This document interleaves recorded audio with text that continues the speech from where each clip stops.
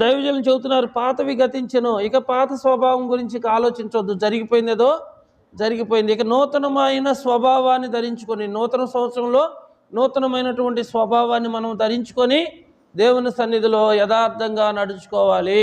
అదేనుగా దేవుడు వారి అపరాధములు వారి మీద మోపలేదు, మనం చేసిన పాపాలు మన మీద మోపలేదు, మనం చేసిన నేరాలు మన మీద మోపలేదు.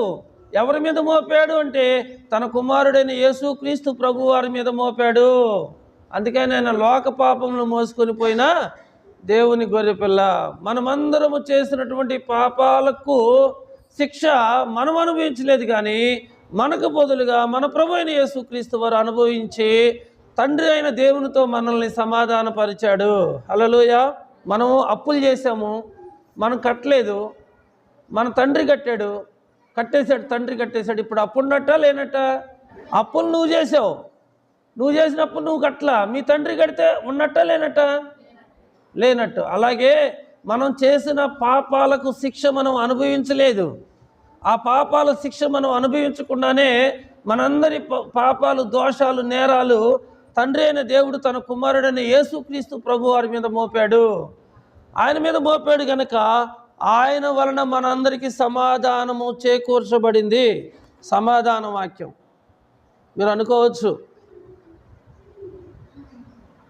దేవుని వాక్యం మీరు కలిగి ఉంటే మీరు ఎంతో అదృష్టవంతులమ్మా, దేవుని సన్నిధికి వస్తే మీరు ఎంతో అదృష్టవంతులు. ఈ వాక్యం ఏం వాక్యం అంటే సమాధాన వాక్యం.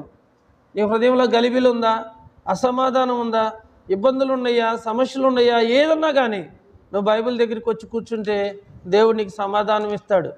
అమ్మా, నీకు సమాధానం, సంతోషాన్ని దేవుడు ఇస్తాడు. ఎందుకంటే యేసుక్రీస్తు ద్వారానే తండ్రి అయిన దేవునితో మనం సమాధాన పడ్డాం.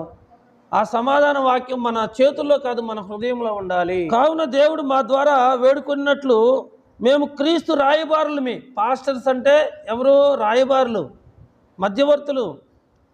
మేము క్రీస్తు రాయబారులమై దేవునితో సమాధాన పడుడని క్రీస్తు పక్షంగా మిమ్ములు బతిమాలు కొనుచున్నాను.